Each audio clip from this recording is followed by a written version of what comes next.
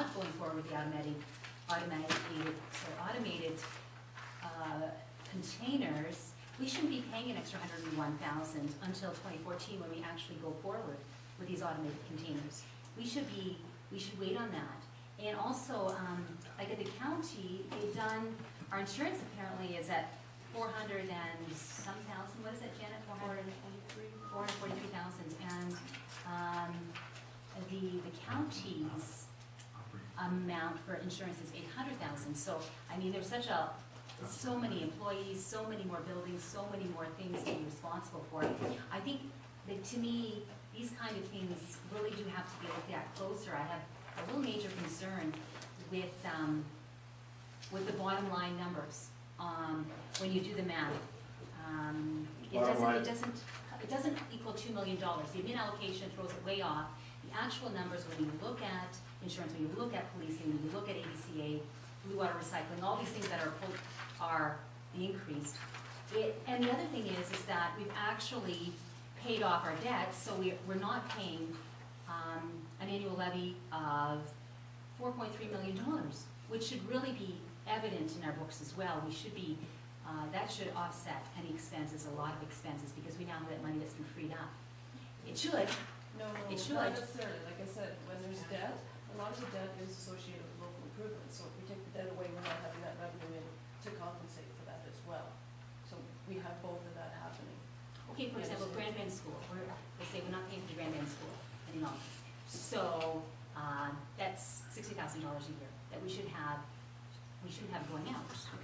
So how does it factor into what you just said? We don't have an offset. There's no offset for us with the Grand Bend School. The fees, we don't do that. Yes. But that debt that you were speaking of specifically was a large component of that was the rural water line. Those were local improvement charges. But that hasn't been paid off.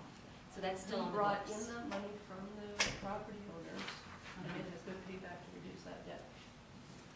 Right. So But that doesn't account for $4.3 million. It counts for a lot of it, but we did have some retiring, yes. And yes, like I said, if we can compare this, they said there was 1.9 in an increase in levy from 2010 to 2013, and if you net that out, we've only had an increase in revenue of $477,000, where we've had an increase in expenses of the 2.4. It is significant over 2 years, from 10 to 13. Yeah. But Yeah, when you look at policing went up 420,000. Fire services 284,000. The harbors, especially 300,000. The arenas are up 260. A component of that is debt related. The solid waste, it went up 116, but there is no impact because of the automated pickup. Recreation has increased as well.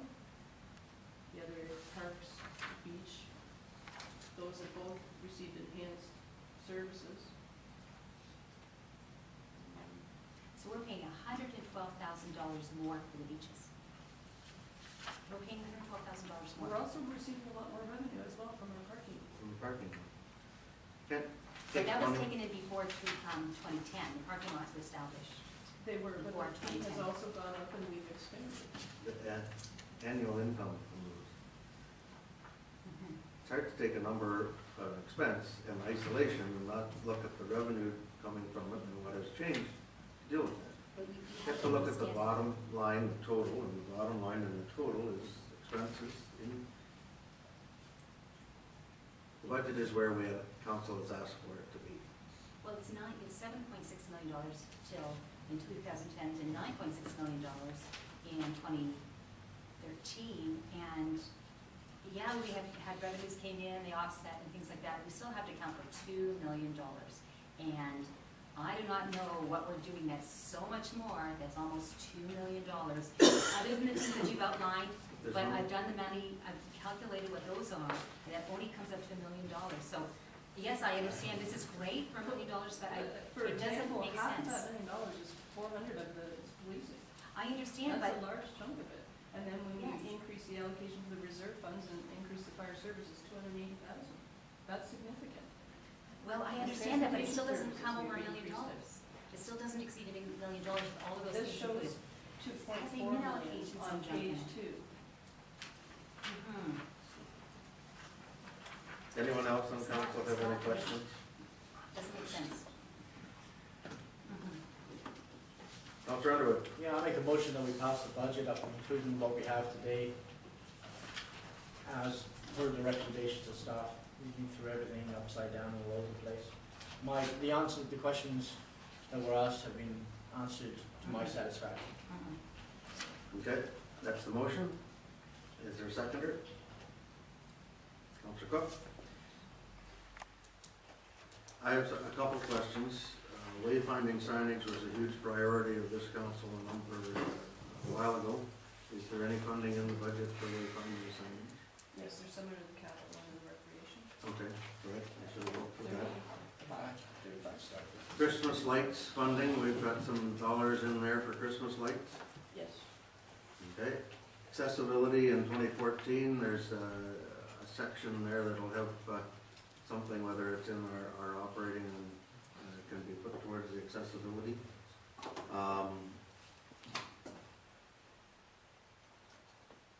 We've got with extra expenses with legal and stuff, so we've got those things that should be covered.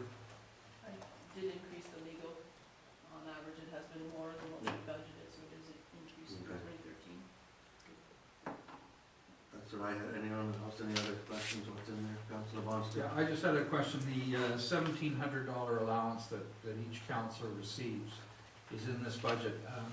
I guess on the February the 19th, we were going to talk about procedural matters. I wanted to raise the issue of discretion on how that money is spent. So that's probably, the money's allocated, it's in the budget, but it's probably a matter for the 19th, right?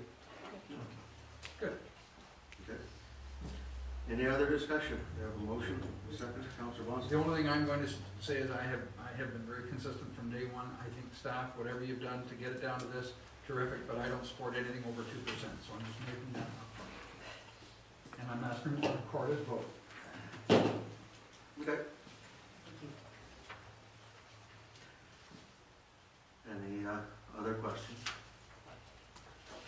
All in favor of the budget as presented with the today's stuff in it? Carried. Opposed? Budget is passed. There you go. Opportunity for the public to seek clarification. Any questions regarding issues on the agenda? Motion to adjourn. Oh, Mr. Sharon. It's partly facetious, but it's also partly serious. You asked the question, Mr. Mayor, about including South Huron and Blue Water. Mostly South Huron didn't any benefit out of the changes. When they were amalgamating, reorganizing some of the municipalities, at that time, we should have taken a larger chunk into the new community. We should have gone into Huron County. So you still have annexation available to you, but you might come here differently after you went through that part. When we're here like you do. Yeah. With all due respect. No. Mr. Speak. Just in terms of the Grand Bend River, I don't know if you can implement a different procedure with the harbor master to get the smaller boats up on the north docks and keep the bigger ones in the basin.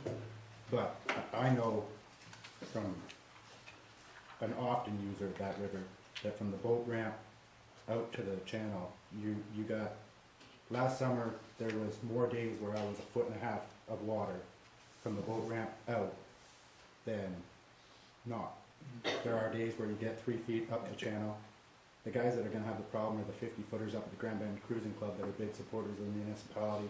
They're the ones that bring the money in.